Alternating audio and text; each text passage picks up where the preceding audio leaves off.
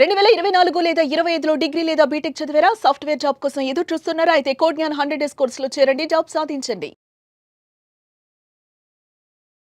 Welcome to Suman TV. Uppalapati Yashwanth Reddy రెండు తెలుగు రాష్ట్రాల్లో గడిచిన 2 రోజులుగా 48 గంటలుగా మారుమోగిపోతున్నటువంటి పేరు. ప్రొద్దుటూరులో జరిగినటువంటి తల్లి హత్య కేసుకు సంబంధించి తల్లిని సాక్షాత్తు తన స్వహస్తాలతో మర్డర్ చేసిన ప్రబుద్ధుడు యశ్వంత్ రెడ్డి 2 రోజులుగా హాట్ కేక్ న్యూస్గా మన 2 తెలుగు రాష్ట్రాల్లో కూడా చర్చించుకుంటున్నాం. వైల్డ్ యానిమల్ అంటాం చూసారా, అంటే పులి అయినా సరే సింహం అయినా సరే తన సొంత పిల్లల్ని ఎప్పుడు కూడా చంపుకోదు, పిల్లల చేతిలో కూడా ఎప్పుడు చనిపోదు.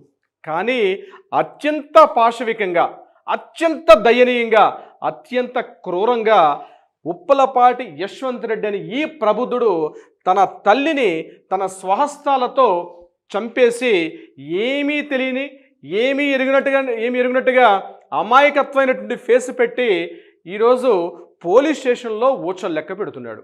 నిన్న ఆదివారం ఉదయం 10 గంటల సమయంలో హైదరాబాద్ నుంచి వెళ్ళి తన తల్లికి డబ్బులు అడిగిన తర్వాత ఆ తల్లి వ్యతిరేకించినట్టుగా తెలుస్తోంది. తండ్రి ఇతను ఉప్పలపాటి భాస్కర్, ఇతన్ని తన పక్క రూమ్లో బంధించేశాడు. తన తల్లి దగ్గరికి వెళ్ళాడు, కాస్త మాట వాగ్వివాదం జరిగింది.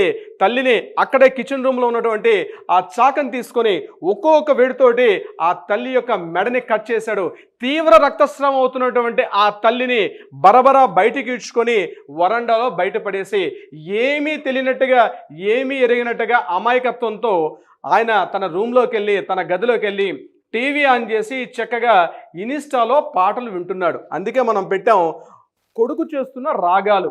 ఆయన రాగాలు ఏంటంటే ఆ రూమ్లోకి వెళ్ళిపోయి చక్కగా తను ఏమీ ఎరుగనట్టుగా ఆ పాటలు వింటూ కూర్చున్నాడు. ఆ రక్తస్రావం బయటకు వెళ్తున్నటువంటి ఆ రక్తస్రావాన్ని చూసినటువంటి ఇరుగు పొరుగు వాళ్ళు ఇమీడియట్గా పోలీస్ స్టేషన్కి ఫోన్ చేయడం, పోలీసులు రావడం, ఆ పక్క గదిలో బంధించినటువంటి ఆ తండ్రిని ఆ రూమ్ నుంచి వెలుపులు తీసుకొచ్చారు.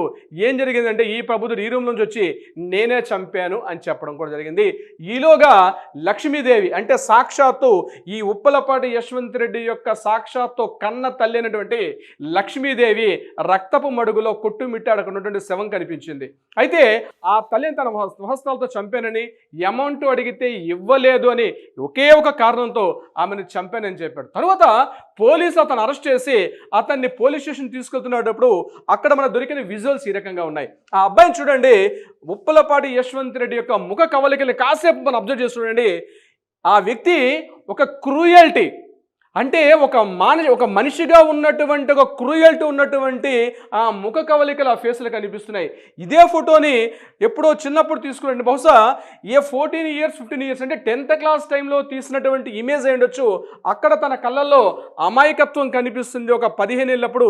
ఇప్పుడు ఈ మర్డర్ చేసినప్పటికీ ఇతని వయసు అక్షరాల 24 సంవత్సరాలుగా మనకి నిన్న మీడియాలో మనకు తెలిసినటువంటి వార్త.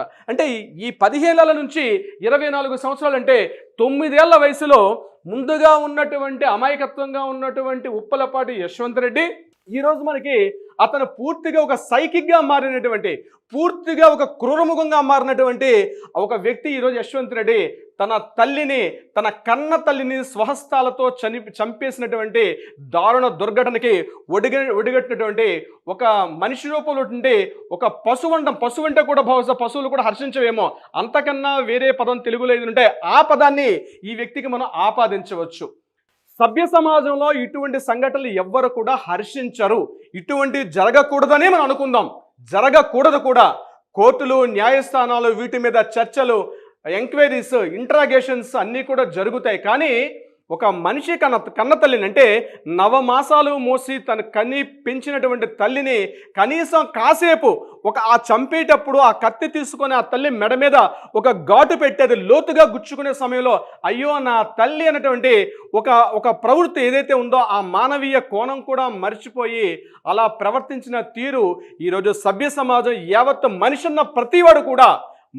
అన్న ప్రతివాడు కూడా సిగ్గుతో ఇటువంటి వ్యక్తులు మన మధ్య ఉన్నారా అని సిగ్గుతో భయపడాల్సిన పరిస్థితి వచ్చింది.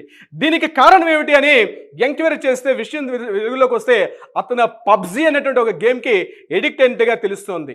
పబ్జీ అనే గేమ్కి అడిక్ట్ అయ్యి రీసెంట్గా మనం ఒక 2 నెలల క్రితం ఇదే కూకట్పల్లిలో, హైదరాబాద్ దగ్గర ఉన్న కూకట్పల్లిలో కూడా ఒక 6th క్లాస్ అవుతున్న బాలుడు కూడా ఇటువంటి ఒక అకృత్యానికి పాల్పడినట్టుగా తెలుస్తోంది.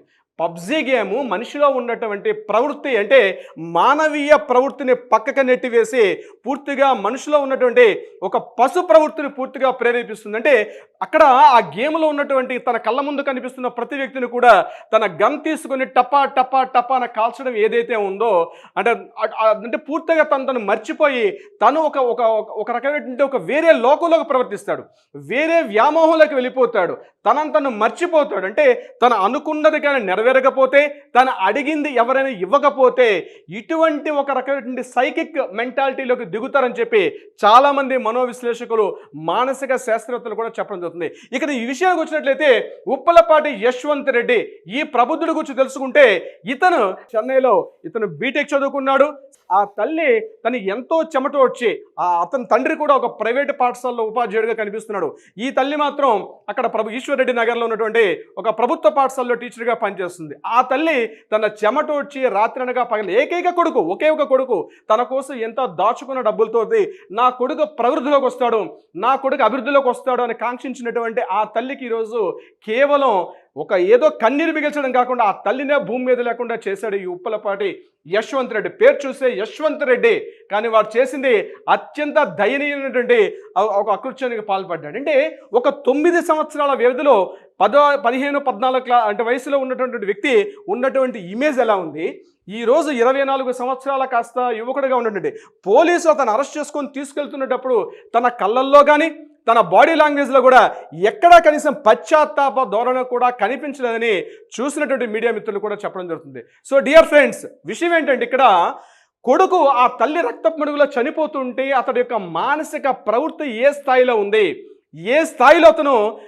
ఇలా బిహేవ్ చేస్తున్నాడు, ఇటువంటి వ్యక్తిని సభ్య సమాజంలో ఉంచడం కరెక్టా, లేకపోతే తీవ్రమైనటువంటి చట్టాలు, తీవ్రమైనటువంటి నేరారోపణలతోటి ఇతన్ని బహిరంగంగా ఉరితీయమని చెప్పి మేధావులు సైతం ఈరోజు కొనియాడుతున్నారు. డియర్ ఫ్రెండ్స్, సుమన్ టీవీలో మీ పర్సనల్ అండ్ బిజినెస్ ప్రమోషన్స్ కోసం కింది నెంబర్కి కాంటాక్ట్ చేయండి.